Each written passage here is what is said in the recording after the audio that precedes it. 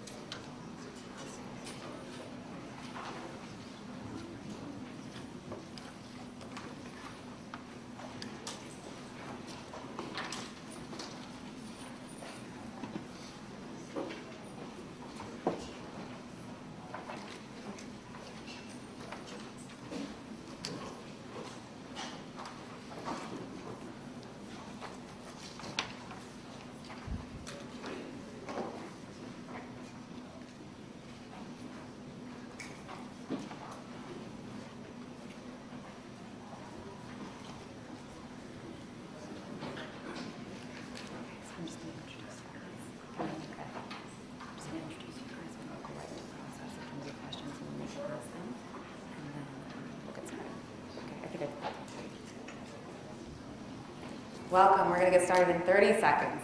Come on in. If you're on Twitter, the hashtag for this session is Go Digital or Die Trying. So # Go Digital or Die Trying.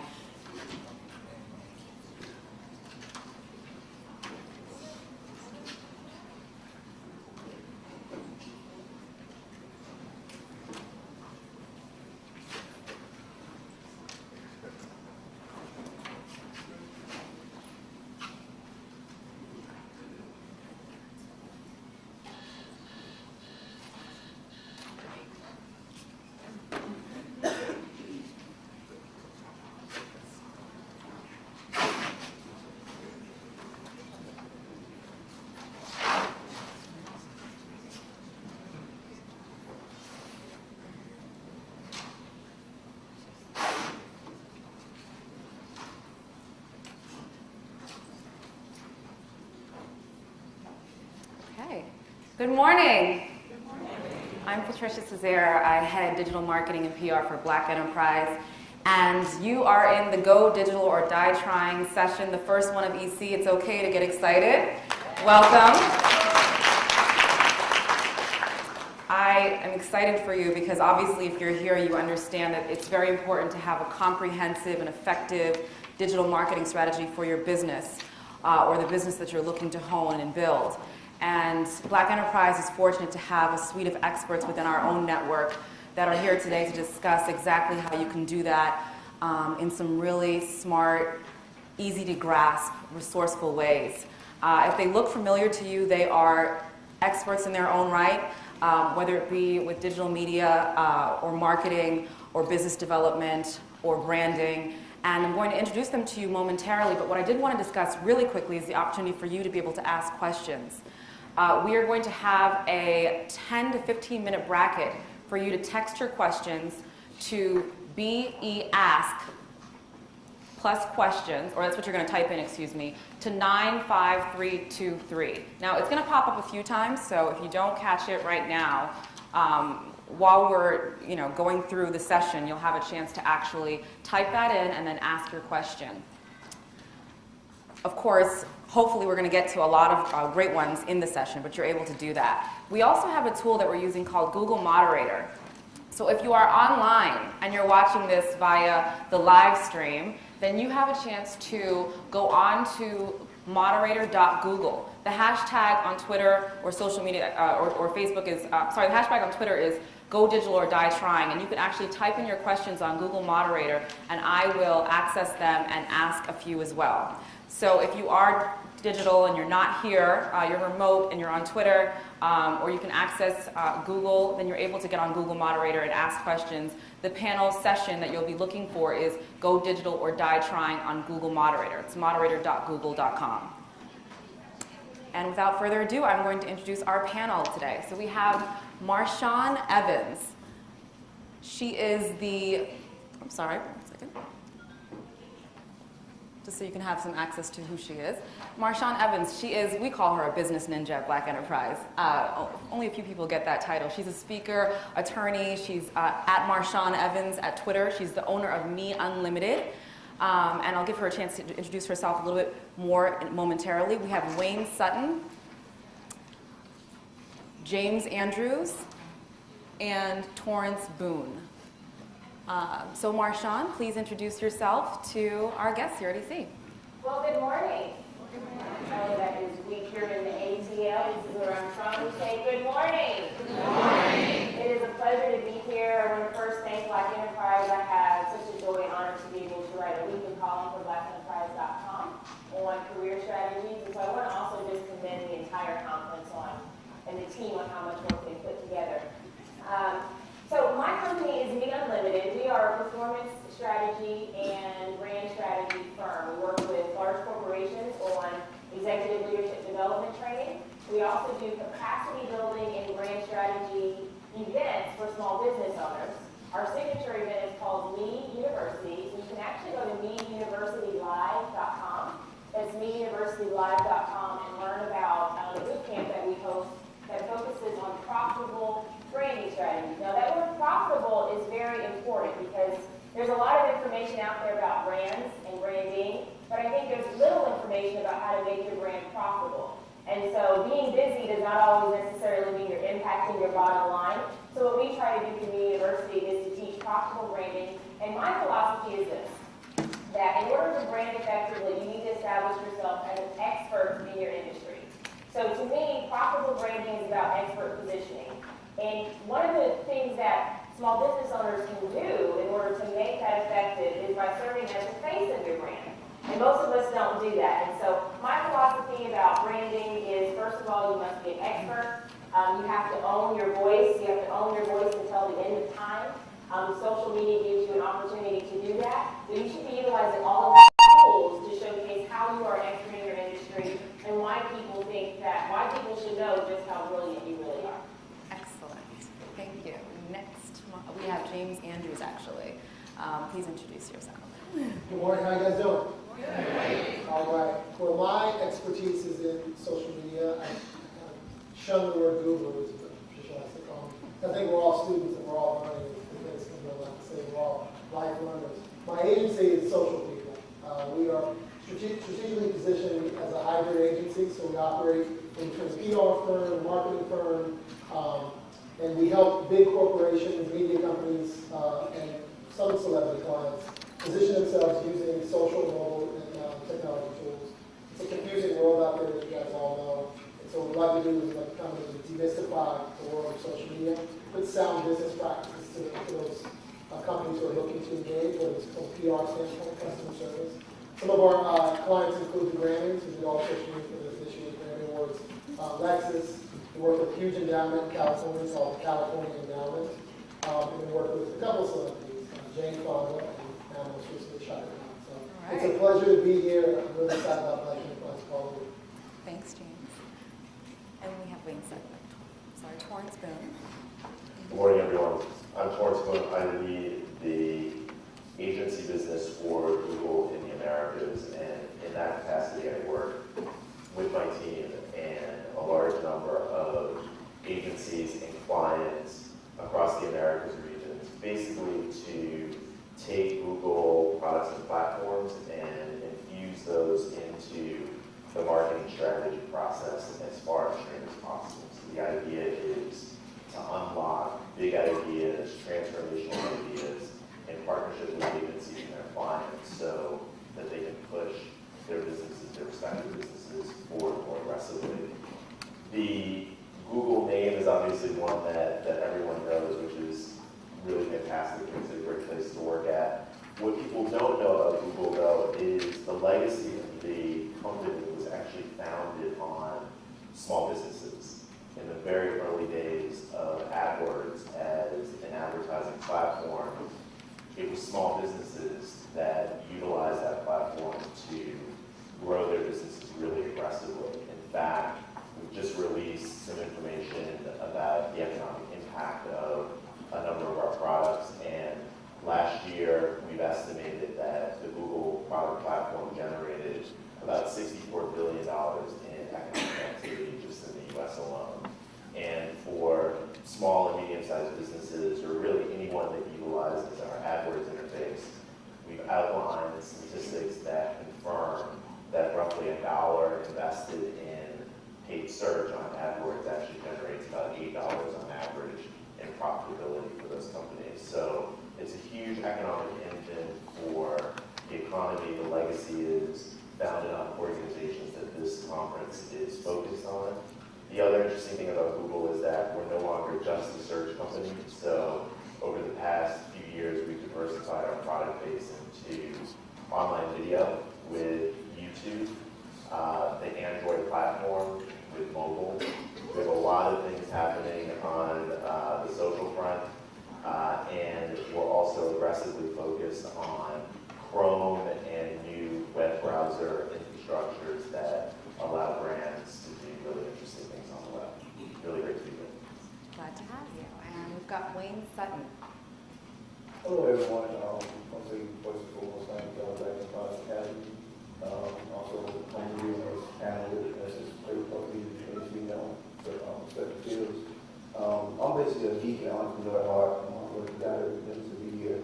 But currently, I'm a partner with Indie Accelerator, which is the first minority-led startup accelerator that we held in Silicon Valley this summer. We'll be housing 8 startups with mentorships from groups across the VC startup space. Doing that, I'm partner with Andrew Big and co-founder of Trial, which is a community, mobile community platform that helps individual conferences, brands build their own mobile experience from iPhone apps to just mobile web applications. And my new venture, which is the open launch in the next couple days, is Cover Tech News, basically a new distribution platform that will basically provide you technology outside of the bubble, because you hear the same content a lot, but there's lots of stuff not being read, people not having the pilot demo or recovery, so we provide a platform for that. So I'm excited to be here, and hopefully we can provide that. Thank you, Wayne. We're super excited to have you, and of course, all the panelists. And without further ado, we're going to get right into the session. So, Can I tell them about the giveaway? I'm sorry? Can I tell them the giveaway message? Absolutely. So I'm going to give away a free brand makeover session that you have to be tweeting today. So we want to encourage interactivity. So whoever has the most compelling tweets, I will give a free coaching session to, and we'll go through your whole business model and your brand, and I'll give you the best advice that I can. But you have to be following the session, and of course you have to be following me on Twitter. Right. That's right. That's right. Compelling tweets. Her Twitter handle is Marshawn, at Marshawn Evans, actually. Let me show her up right now. That's right. Okay, very good. Oh, I mean, I do what I can. All right, so, Marshawn, you have a really interesting perspective. We got to discuss a little bit more this week on branding. You think first you optimize your marketing strategy, and that ensues or follows then to the opportunity for profit, so garnering profitability. What I think a lot of us want to know is, within this marketplace, you've got all of these conversations occurring digitally with brands and with customers or consumers or target markets daily. Some, obviously, in terms of tone and credibility, are doing better than others. I think what we want to know is, what are some of the methods that younger or newer brands, companies that are just starting out, entrepreneurs that are looking to build their presence, what are some of the ways that they can uniquely position their brands to effectively connect and engage with customers in a way that's effective, memorable, and obviously can garner profit? Excellent question. So profitable branding is about expert positioning. Now, what is it that you're positioning is really the question, because I believe that anybody can brand, because branding is a strategy. But brilliance, however, is a commodity. Many can brand, few can be brilliant. Now, each and every person in this room has a unique asset that they bring into the marketplace, and I call that your brilliance. And so what you're trying to showcase is why you are brilliant and how brilliant you are. Now, if you think about a diamond, high price, beautiful diamond, ladies love diamonds. You think about a diamond that has perfect clarity and all of those wonderful seams intact. That diamond doesn't ever have to leave the store. Those opportunities come to it. And that's because people have heard about that diamond. They've heard about the quality, they've heard about the integrity behind it, and that's what branding is all about, which is different than marketing. Marketing announces, whereas branding attracts. So if you strategically position yourself, you'll attract opportunities to you. Now, through the mid-university philosophy, what I believe in is being the face of your business in order to attract those opportunities. While I'm sitting here, and just before I sat down, my assistant sent me an email about some new opportunities for speaking engagements that came in. I didn't have to do marketing for that, but because of strategic positioning, those opportunities come in. So for a small business owner, some of the quickest ways that you can fast track your business is through speaking, is through being on a stage, through writing and working with the media, joint ventures and strategic partnerships, and also learning ways that you can work with other small businesses to build your capacity, because then you're able to get referrals, you're able to bring joint business to each other, and to me, that is strategic, profitable branding. So all of these different tools that we have, Twitter and Facebook, these are just mechanisms by which you showcase how brilliant you are. You're giving somebody a sample. When you go to Sam's and you are taste testing the food, I do that all the time. It's one of my favorite places to go on the weekends.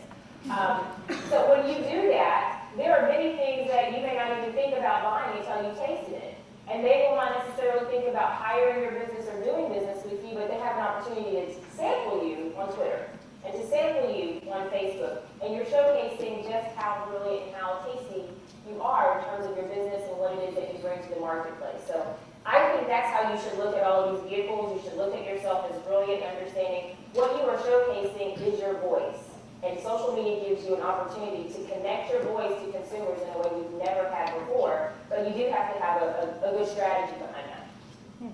That's a great point. Speaking to strategy, so I'm curious, James, you have made the point, and I appreciate it as well, in terms of listening to audiences and being able to still be a student in this space. Does that optimize strategy, standing back a little bit and observing how the marketplace is communicating, or is it more to Marshawn's point of positioning yourself uniquely as who you are, knowing that you're brilliant, and being able to share that message? Is it push-pull, or is it more about listening, observing? How do you approach it strategically for clients? I think it's both, and I really appreciate Marshawn's points. I think one caution, though, for business owners is to not oversell in the world of social media. And I want to make sure that we define social media today as we're talking about bigger than just Twitter. So Please. I think it's important that we talk about the larger context of what social media is. And it's also important to know that social media is not your strategy. Social media is the channel by which your strategy funnels through. If I was to use Twitter in the context of a cocktail line, you wouldn't come in necessarily and go, hey, it's James, it's all about me, this is my show, this is what I do for a living. You would listen. You would listen to the market. You would validate other people. If you came to my house and came to my company, you would walk into a circle where people have a conversation about Atlanta, and someone else had a conversation about politics, someone had a conversation about technology. When you would validate, no one would ever actually know that you work at Black Enterprise, because you may actually float around the party and learn what other people are doing, listen to their conversation. Well, Twitter and social media operates very much the same way.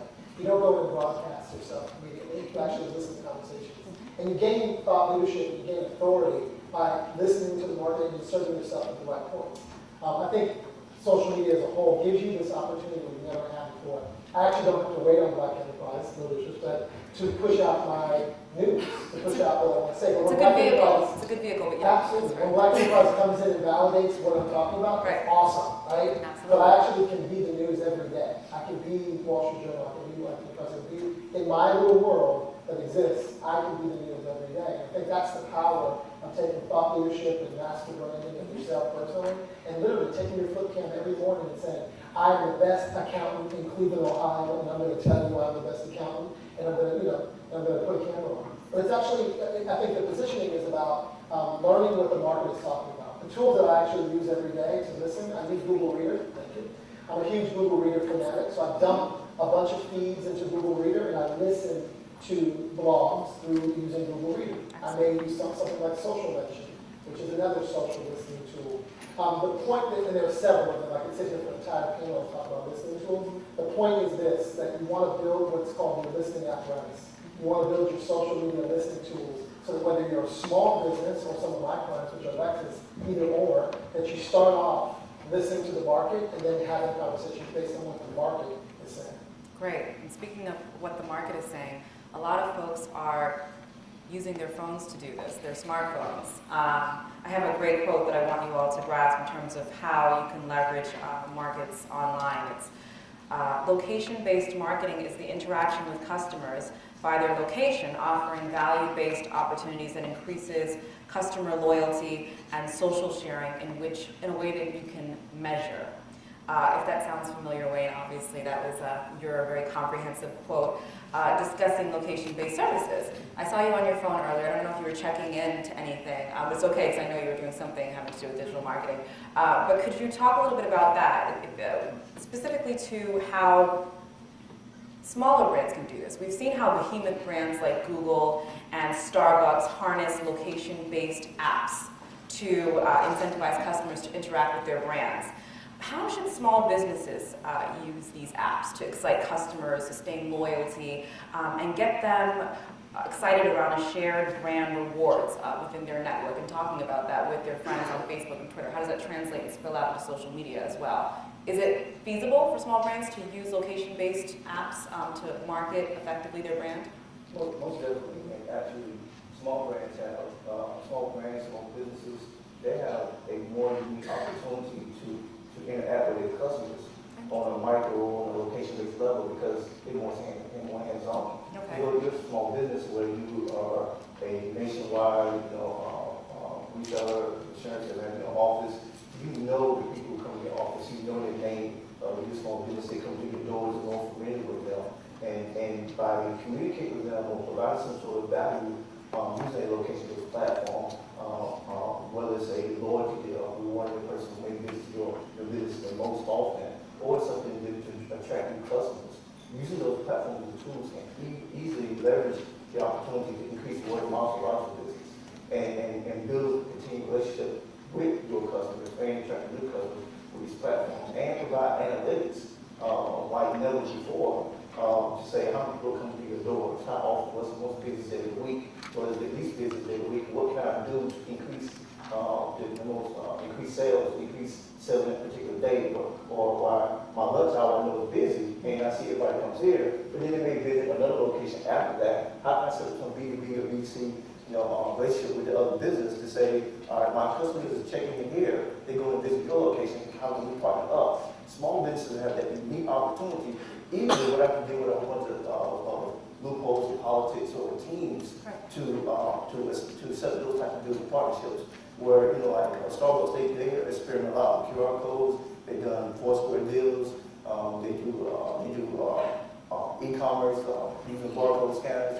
They have a huge chain to go through to work with all their stores. Sure. And for small businesses, they don't have to deal with that. So how does that work? Walk me through that in 60 seconds if you can. You're not a Starbucks, but you're Rita's Cafe somewhere in Bed-Stuy, Brooklyn. How do you reward customers who are coming into your cafe on a daily basis in a cost-effective way using a location-based app?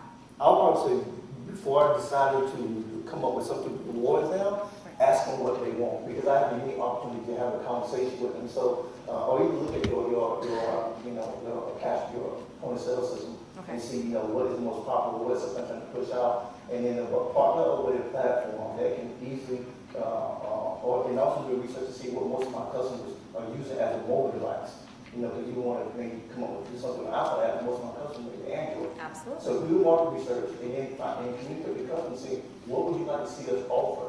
And then come up with something, unless you just have something you want to promote, come up with something that is going to easily attract people into your doors.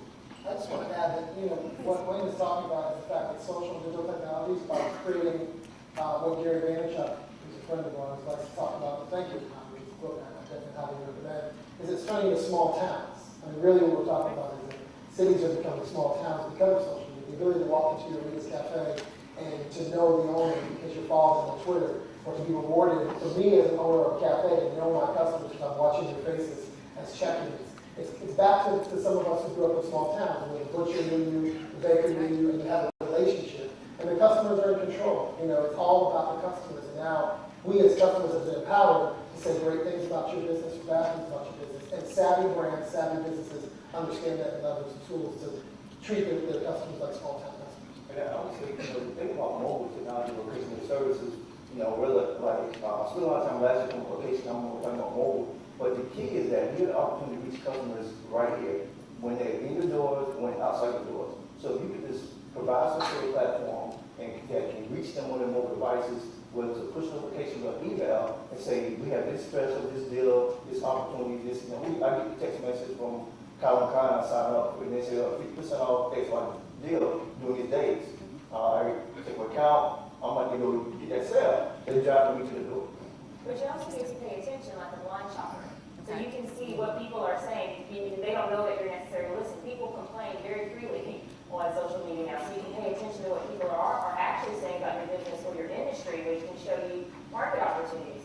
The unique thing real quickly about analytics. I'm not an analytics guru, but I do know that when you have numbers, you can monetize those. So a lot of my clients are corporate clients like HP and Delta Airlines.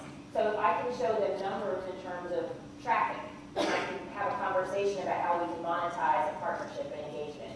So you have a unique opportunity now through analytics to be able to showcase who's actually, not just the number of people who are coming, but who is coming, what's the type of profile, how are you able to actually interact with them? Because you can have a lot of followers, but if your followers aren't engaged with you, then you really don't have a real tribe, you don't have a real following. You just have like business cards that you have no connection with the person on the other end. Absolutely.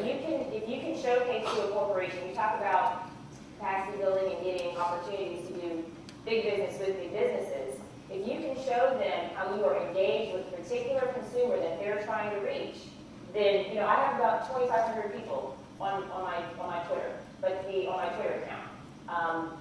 But that's a very valuable group of professionals that are entrepreneurs, that are small business owners, and my clients are supplier diversity directors. So for me to be able to showcase, I'm communicating directly with the type of suppliers that you want to bring into your supply chain, that's very valuable to them. So it's not necessarily about massiveness, it's about responsiveness, and I think the analytics piece makes that more valuable for a small business owner. To your point, which I totally agree, I think it's interesting that you brought in not just the consumer opportunity in terms of engagement, but the broader stakeholder of folks that you can engage. And that means people that you can connect in terms of business development to your brand, potential investors that you can connect with. In terms of measuring the effectiveness online, Torrance, with tools that really enhance how you understand your message resonating in terms of engagement. What are some of the great affordable tools if you're on, say, $300 annual budget as a small business owner that you can leverage to get a gauge on how effective your messaging is digitally? Sure. Well, I don't want to pitch Google too aggressively, but there are a lot of ways that we help small businesses do exactly that. So what's great about digital marketing is that it's all accountable, which makes it a fantastic tool. So we just start with AdWords as an example. AdWords, paid search advertising, is pay for performance. So you only pay for an ad that someone puts on. And you can set daily budgets or weekly budgets or monthly budgets so that you don't exceed the amount of investment that you're willing to make. Google Analytics, to the point that Marshawn just made, is an incredibly valuable tool that allows you to understand how digital advertising is actually linking back to activity on your website. So be it e-commerce or even engagement mechanisms in terms of how many people have come to your site, what have they done when they visited your site, what content have they read, those sorts of things. Google Analytics provides a pretty good foundation for being able to track and monitor those results. Related to this whole conversation about location-based services and location-based marketing, incredibly powerful, and we're seeing this amazing convergence of mobile, social, and mobile. And with just a few statistics, so roughly 20% of all visits to Google.com have location-based intent. So really important to be there, to use paid advertising, paid search advertising, as well as search engine optimization so that you're visible when people come. What's also Can you break that down for us? You're saying, so there's location-based activity that's occurring, and how does that appear for a small business owner in terms of what they're understanding within a search engine? So this happened to me last night. I was here in Atlanta and I was looking to go to a restaurant, and I did a search on Google on really good restaurants in that's a classic example, right? So like 1 in 5 searches have that intent. Think about search. Search is really a process of communicating intention. In fact, we describe Google as this amazing database of intention. So literally one in 5 times that people go to Google.com, they're typically very much focused on something that's location oriented. So for a small business, the first thing you should do is claim your Google place. So there's something that's called Google Places. So as a small business, make sure that you claim your Google place. We have a new service that we just launched called Google Boost, which allows you to, in essence, get an automated way of managing keywords and the whole paid search advertising process. And make sure that you also, when you opt into AdWords, are going and opting into the mobile options, because as we were just talking about, mobile is incredibly important. Interestingly enough, 1 in 3 mobile searches has location-based intent. So literally a third of all searches on mobile phones are people looking for specific locations or real-time related issues they're trying to confront. Excellent. So now, yeah, that's You okay. can't talk about analytics and not cover everything. I just want to make sure that I could get. Please do. We'll talk about social, but I think it's important to know that it's also what's happening off campus. So while Google Analytics tracks what's happening on your website, you do want to you want to have built dashboards that also includes conversations that are happening off of your website and how those conversations are driving traffic to your website and watch that whole relationship. So there are tons of tools. One tool that I would give you that gives you a bunch of other tools would be 140.com. It's ONE40.com. And you go into analytics, there are a ton of analytic tools there that I would steal for this panel because it's on analytics. The ones that I use, like as I mentioned, I use Google Reader for those purposes, is to look at the conversations that bloggers are having, because bloggers are your customers. Bloggers today are the journalists. Bloggers are the individuals who go to a restaurant, go to your business, and they talk about it. They go to your hotels and your hotel owners, and they take pictures and talk about the room. So I use Google from a social PR standpoint to watch the conversations and watch them. Again, when you're building your analytical dashboard, just also keep in mind that social is important. Excellent. Excellent points. Please, Wayne.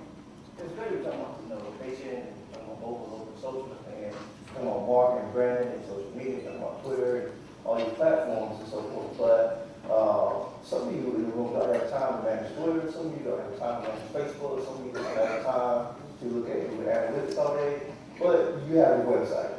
And we're talking about mobile and social but your website is your home base. And I'm tired of seeing commercials with things like Carnival, I hope you're not a sponsor, but commercials, and they have follow us or hit us on Facebook, you just have a Facebook icon. And then you see it's in print, you get just have a Twitter and Facebook icon. And I'm kind of QR code, you could scan it and take you to your website, but then it's still your website, your URL. From marketing branding earlier, you may drive content, create content, build it using Twitter, but they won't click on your profile URL and learn more about you. And if that's not optimized, if that's not a professional platform, professional look and feel, or branding, correctly, then people are not going to take you serious. And if you're a business owner, charts, say you get a mobile search, and if the restaurant, you have a mobile optimized website, it may flash, and like this 2011, just based on the time, either plan for it or be doing it now. Get rid of, I'm sorry, I like to know the product on that plan to flash. So have the website optimized for mobile, and if you, I don't care if you're a social media speaker, or author, or restaurant, or a real estate investor, or a real estate person, you should have your contact number on your homepage, or one click away. Your address on the homepage, one click away. If you're a business owner, if you're an individual, you may not want to have your personal address in a post office box. There you go. I have my phone number on my website, address in my post office box. CNN called me up, want to do an interview about your Wall Street Journal called me up, want to talk about venture capital. I didn't know, they just called me out of the blue because I was available. If you make it hard for people to find your content, or read your content, or load your content, people not going to do this one, they're going to move on to the next one. If you went to a nice restaurant, it wasn't optimized mobilely, and then when they take a load, you might close it, go to the next. But plan for mobile, make content easily available, take your other social profile, use that, and present yourself in a nice, clean, simple way. His point about domain and own, you have to own your real estate online. You have to own your name. When I said at the beginning, own your voice through the end of time, you need to own your name through the end of time. 10 years ago, I competed in the Miss America competition, and I was representing Washington, D.C. So the night I won the Miss D.C. competition, the directors by MarshawnEvans.com, MarshawnEvans.net, MarshawnEvans.org. You know, you don't really want something until someone takes it from you. We never thought about it because no one had their own websites back then. But I knew that it was important for me to have my own name. And what that did is now it makes, because I owned that 10 years ago and I was able to drive business opportunity to that, I was able to determine what people thought about me instead of just thinking, oh, she was in this American competition. That doesn't necessarily mean we should hire her for business. That's not necessarily what draws people to believe what I wanted them to understand fully about my branding, about who I was.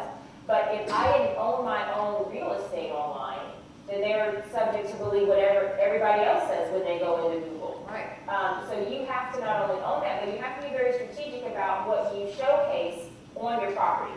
It's like when you invite people to your house, you're a guest at Twitter, you're a guest on YouTube, you're a guest on Facebook. You don't own those platforms. But when someone is looking at your name and you see what's coming up in the search engine, your website is the only opportunity that you have to tell people what to think about you, but it's also your opportunity to funnel people. How do you want them to react when they find you? Your website should do two things. Number one, it should brag about you, not overtly, but it should showcase how wonderful you are, to showcase your clients, to showcase your expertise, your results, your reputation.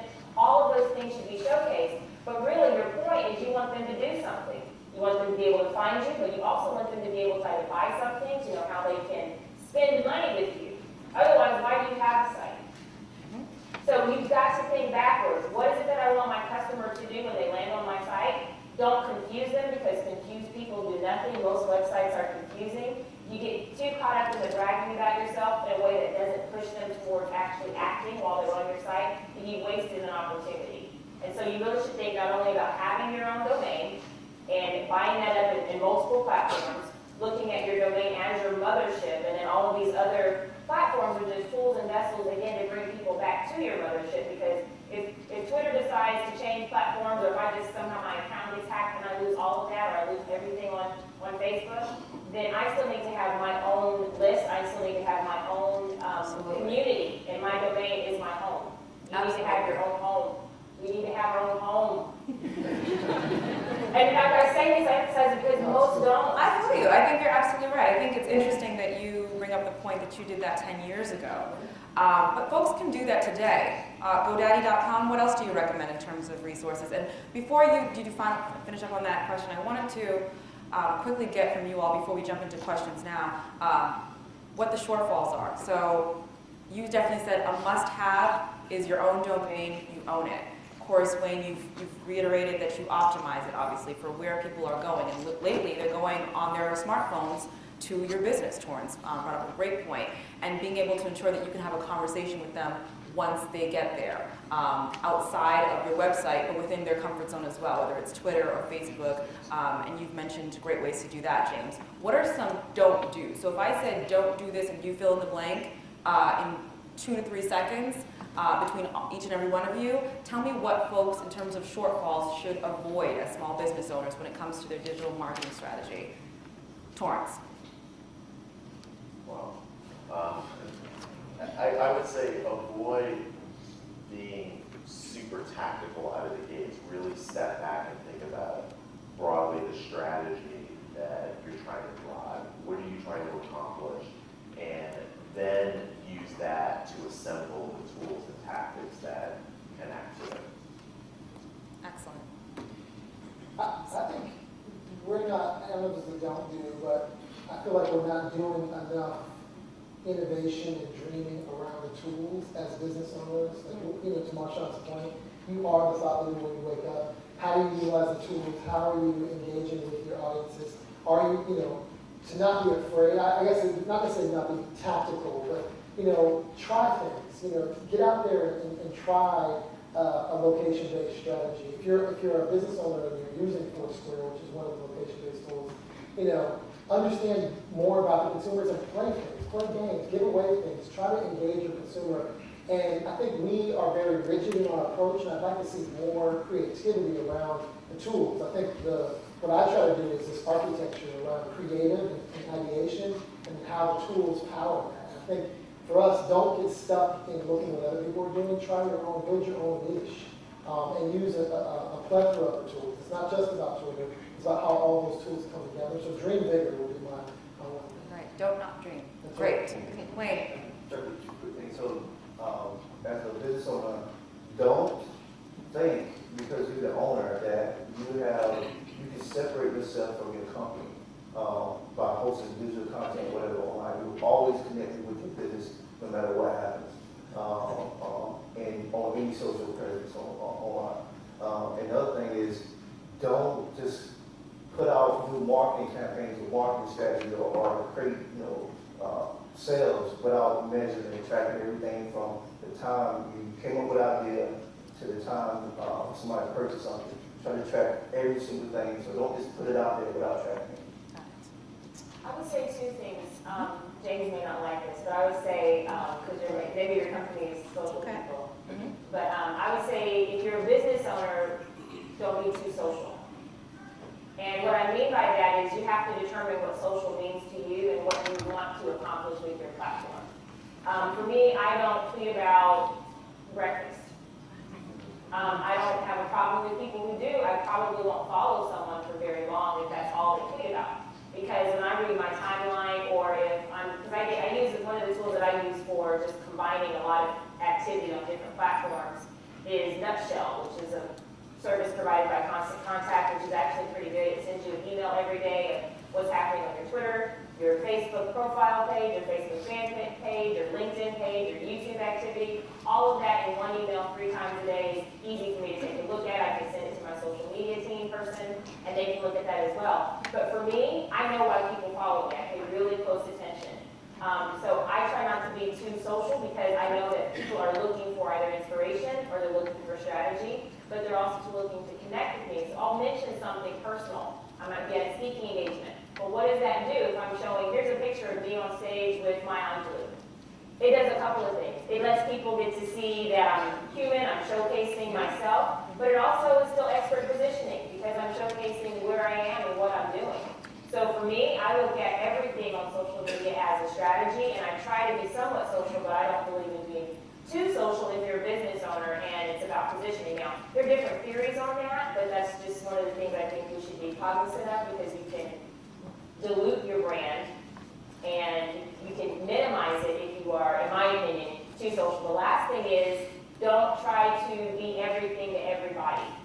When James just mentioned the word niche, I believe there are riches and niches. So you need to, did I take that from you? It's okay, you didn't say it was your fault. I mean, I can go on the trademark website and see if it's trademark. If you don't know it, okay. Somebody's going to today. Right. Go ahead and check that right now. We'll go ahead and get that in the database. But there are riches and niches. There really, really are. And so one of the things we do at the university is showcase how do you find your actual target audience? Because sometimes you think you know who you want as your target audience, but they may not be a consumer that will pay you for what you do. So you need to be targeting the people who will actually pay you, and that's profitable branding. And there are many people that you would like to target, but if they're, I used to work with professional athletes, and people would always say, I want to teach athletes how to speak. I was on retainer being paid quite a bit of money to teach them that, and they wouldn't make time for it. So I understood that there was not a market for teaching speaking, but there was a market for something else. And you have to really target your strategy so that you're connecting your actual niche, which will build a rich profitability stream for you. And so don't try to be everything to everybody, and in my opinion, don't be too social. Streamline. Streamline. Excellent. Okay, so I have a feeling there's going to be a richesandniches.com domain gone like within the next hour. Okay, so now we have a chance to ask questions. I am excited to go through and see what we have in terms of what you've text messaged to, and here we go, to the panelists. So, can you please provide 3 social media activities entrepreneurs can do today, like right now, to move their business forward. I'm going to limit our answers to about 30 to 60 seconds, so let's make them brief and comprehensive, please. Torrance, do you want to take it? Sure. So I'm sorry. Well, social media, I'm sorry. Can I connect that to James? Is that okay? And then we'll jump into the next one? Yeah. I apologize. Please. 3 activities. Build 3 things. Build your listing dashboard. Understand what your niche is. Understand what you're looking to listen to. Understand who your customers are. Build your listing dashboard. 2, produce great content. Own your domain. Produce content on your domain so that you become a thought leadership engine and you become the news every day. And 3, have guidelines. I think what we didn't talk about is if you are a small business and someone is out there as an employee of your business and they're tweeting and using social media with your company's name in their bio, I think it's important to set some governance and to set some guidelines around how you're using the tools. So I don't know if that's necessarily a path towards profitability. I think it's a path towards protecting your brand and your image. I think it's important. yeah, I would just add tactically, YouTube is a great social media platform that isn't often talked about as a social media platform, but it is 2.5 billion views a day. That's right. 35 hours of content uploaded every hour. It's the second largest search engine outside of Google.com. So there's just a huge array of people who are there. So having a brand channel on YouTube is something that anyone here today can set up. It's also another place to house interactive content and your other assets like video assets. If you are a how-to business, for example, you can create how-to videos that connect to your specific brand or company. So I think that is an immediate tactic along with your Facebook page and making sure that you're on Twitter. Those sorts of things would be quick hit things to do. Absolutely. I would add, make sure, when we talk about, in terms of social media, doing some social media, make sure those tools are driving back to your main website, like I mentioned earlier. Make sure you tell them your story. And that telling your story should happen on your website again, that, it's easy to do that, tell people, I'm a WordPress guy, you're a blogger, and it's Squarespace, it's different blogging platforms, so forth. So make sure you tell your story, you do your blog on your company website, because a lot of times, you do some awesome things and nobody knows about it, but if you're not the one talking about it, then how can you even know you're doing something else? So make sure you tell the story before. Yeah, the only thing I would just add is that for a small business, you have to be careful about putting too much emphasis on your website. You absolutely need it if you're going to do paid search and those sorts of things. You need a destination that's going to pay that off in a compelling way. But it takes a lot of money and time and energy to direct traffic to a website, which is one of the reasons why these social media platforms like YouTube, like Facebook, provide a much more efficient way of being where your audience already is. Cost efficient, time efficient. Exactly. Absolutely. So this is a very important question since we've been talking about QR codes. What exactly are they, Wayne, and how are they used for small business owners? So they QR codes stand for quick response codes. I think it was founded in 1972, 1974 in Japan. And basically, it's a 2D barcode, black and white image. You can't add some color modification to it, but it could dilute the overall scannability. But it's a barcode you can print out, put on a sign, poster, put in a print advertisement, put in a book, and when you spend, it's tied to digital content. And the thing about I feel like a lot of people don't understand and get QR codes is the fact that you can do so much with it, and there's not like one thing. So QR code is great for sending people to a mobile video. Right. QR code is great for V-card exchange. But because there's so many things you do with it, I think there's like obviously the value really crazy about QR codes. So Starbucks right now, I have no affiliation with what they're here, and they're sponsoring. Thank you. They are? Starbucks, I will call them too. Discount. So Starbucks right now is running a campaign with Lady Gaga, and they're promoting the new, I have a hard time saying this big Frappuccino product. Okay. And so you basically have a QR code on the sign and walk in. You scan it with a QR code reader, which Android, you can get one free for the App Store. I have my own app, so it's one is my little code. And but there's free readers in the iPhone App Store. And BlackBerry comes with a native QR code reader, BlackBerry Messenger. When the mobile has some quick mark, I think you got with that. But you scan the QR code, and then it takes you to a mobile page because 99.9% of the time, you scan the QR code, you're doing it on a mobile device. So we want to give people mobile content or fast content, and then it takes you to the mobile page and says, click, you log on to Facebook, click this graphic, and you may get a free discount or call for your product on inside the Starbucks. And then as the person who created the QR code, they can easily get analytics. What time the QR code is scanned, what type of mobile device it was scanned, where it was scanned, and if they tie in some sort of collecting data aspect, and they can communicate with everything individual scanned. So QR codes can be used for marketing, it can be used for print campaigns. It's going to be creative for a lot, but a lot of people don't like them because it's just the majority of the time black and white. Right. If they wanted to know a little bit more about that, is there a website that they can find more resources on why they could possibly QR codes be effective for their business? You'd say your blog, wouldn't you? You are Black Enterprise's Black Blogger of the Month, by the way, but one of them. So you're saying go to your blog, to Social Way? SocialWay.com, chances like this, if you Google QR code readers, There's no one that looks like Wayne in the world that knows as much about what people. Understand, like, we never speak in front of all black people, so first of all, we're excited. But when you think about experts in the space, I just want to be clear, like, this man right here is the expert in LDS. That's why we got him on the panel. I think it's That's really right. important to say, go to his blog, Yes. his blog, and learn about vacation. Yes, yes. He was actually featured this week on blackenterprise.com for being Black Blogger of the Month. So you can definitely go to socialway.com. He's smart.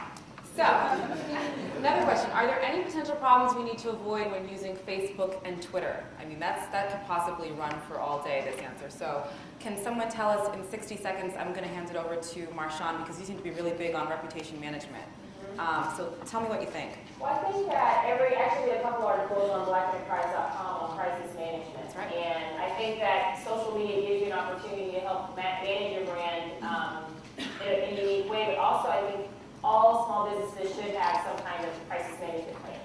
Part of that is deciding in advance how you will communicate if something does go wrong, and you build a trust if you've been working on communicating and connecting with your audience for a long time. So they hear something or something doesn't go right, or even just a consumer posts something bad about one of your products or services, if you've built a platform where people already have a place where they can go to verify that, or they can see where they really trust you or what your brand really stands for, that's what you want to think about with, I believe, with Facebook and all these other platforms, because it is bigger than just Facebook and Twitter. But I do believe that you don't have to be you can hire someone like Wayne. You don't have to know all of the intricacies and details, because that QR thing, I'll be perfectly honest with you, is like right about here. Yeah. He had a great explanation, but I'm smart enough to know when I should hire somebody. What I believe every small business owner can do. Are you working for Wayne? I mean, James to the plug. You didn't know. Okay. I've talked to James about doing some business together too. I believe Smart. when you find brilliant people, you work partner. Keep them in your network. That's how you expand. I love that. I totally agree. I was sitting, laying against my box in Atlanta. We were sitting in the shop yesterday. Okay. And, it's good. It's a small business owner. And I ran her through a war game exercise. Oh. What if, I walked out, had a bad experience at your shop. I belong to that. And I think it's important for small businesses to run through the war game exercises, Right. because you actually find the holes, right? And That's so we ran through interesting. the war game exercise. We saw that there was no policy for employees. We found that they actually had a horrible listening apparatus. I think it's important as the tools change to always run through those war game exercises. And I do that a lot for businesses. I think whatever size you should be doing it. Interesting. It sounds like a blog. It's going to approach blackenterprise.com in the near But future. if you have this great following, if you have this great community that truly is connected to you, they're going to also tell you what somebody else just said, or they're going to come to your defense and say, maybe you had a bad experience, but that hasn't been my experience. I've been down with this crew for 10 years. I've never had that experience before. Right. So that information counteracts other bad information that can be out there online. That's why you have to not only own your own voice, but create a connection with people so that they want to fight for you too. Because that's really what this is about. It's about building loyalty. It's not how people follow you. The how is easy, it's why. Why are they going to follow you, and why are they going to stay with you? And what is it that you're giving to them that's valuable, so that they can stick up for you when you need them to? I got one thing to say that is, this is my beef, and I gave that we don't get a chance to opportunity to talk to this many minorities. And, the majority of stuff that we attend, we may be one out of maybe 5 out of 200, 300 black people in that whole conference, or 1,500 to 10. But this is a great, it's good to see this happen, basically. but at the same time, we create some crazy content online. I mean, we do, when someone got killed, we do some crazy stuff. You know what I mean? We watch the urban shows and so forth, I'm not calling names out, but, you know, everything they put on that hashtag or every trending thing, you know, what 3 words after sex, things like that, we don't always have to respond. Right. You don't have to, I mean, you're an owner, a business owner, or you're a college grad, or you know, whatever, and you're trying to be consulting. You see that, it may be funny, yeah, but you don't always have to participate. That's a You good put point. that online, and then you try to get a deal with Ford or work with them next week, or you just, you know, and then like, look at the Twitter stream, I'm not working with them, I'm not working with them. Right, I so know those trending topics, Yeah. observe them, but maybe not always engage on them. Yeah. Because when you do see a hashtag, and if it is something that you question whether or not you should join that conversation by using it, more than likely you should leave it alone if you're questioning it. I think that's a great point.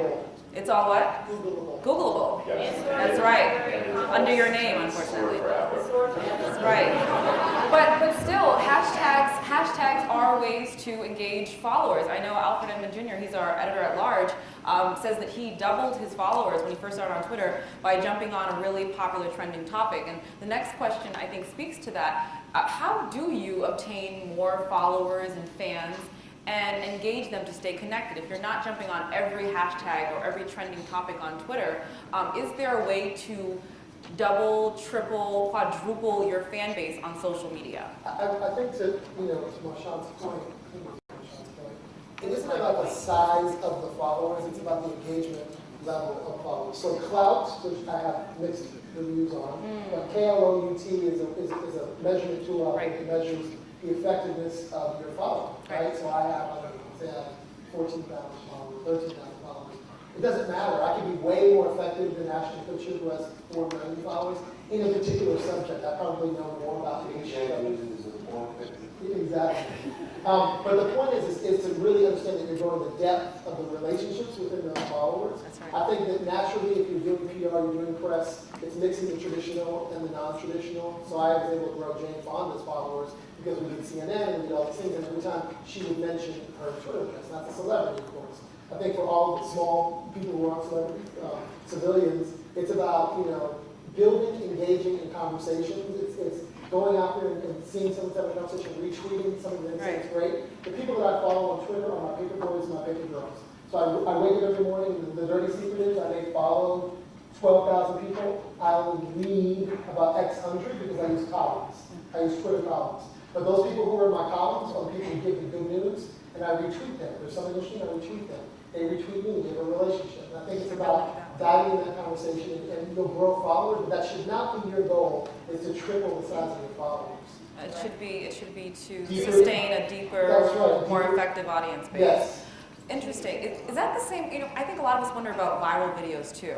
Ensuring that when you do put up a video about your brand or something that's going to effectively build your presence within YouTube, how do you get that video to be seen by millions of people, across the digital space? Yeah, and it's like what everyone was saying. At the end of the day, it comes down to the quality of what you're producing. It's the quality of the content. It's whether or not that content hits a nerve, and what happens when that nerve is hit. Or a funny bone. I mean, folks, it seems to be gravitated primarily towards videos that they think are funny and shareable. Yeah, exactly. I mean, But the other thing too is that people think that viral videos just happen spontaneously. A lot of really good viral success stories are augmented by paid media and other mechanisms to get the word out. But at the end of the day, it's all about the quality of the way you're producing. The term go viral is grossly overused, and that's me throwing my mouth every time I hear it. But does it? yeah, I really feel like too many brands are focused on going viral. Right. Every day, if you have a deep relationship, and that video is spread, and people are talking about it and posting on their page, that's great. But very few people are going to have a video that has 10 million views. I mean, that's just not going to happen. You should be more concerned about does that video spread a message, does it create a conversation, does someone write a blog post about it? I mean, there's lots of other ways to become spreadable, but Right. going viral should be taken out of people's vocabulary. I won't use it ever I again. just want I to say promise. one word, and it's really, really short about, when you ask, how can we grow your following? Right. Really, the question is, how are you treating what you already have? And there's this proverb, I'm going to preach for just a second. There's this proverb, Proverbs 27:23, and it says, "Be sure you know the condition of your flocks, give careful attention to your herd." This This goes way back. If you pay attention to what's going on and people know that you care, another version says put your heart into caring for people, people then go and tell everybody else, this person cares for me, I think they can care for you too. So what you're really showcasing is, you're showcasing your vision. We've talked about owning your voice, we've talked about all of these different vessels. What makes people stay with you, what makes people come to you, is your vision. You need to know where you're taking people so that they want, as a herd, to follow you. So what you should really be focusing on as you leave this panel, leave this session, leave this conference, what is my vision for my business? What is my vision for what I want to create as a legacy? What does my brand really stand for? And when you can connect with the nerve endings that you were just talking about, that's when people jump aboard, and that's why they will follow you. So focus on your vision, focus on the why, not just the how and the what. Focus on the why that you connect with where you're taking them, and then they're going to go with you. Excellent.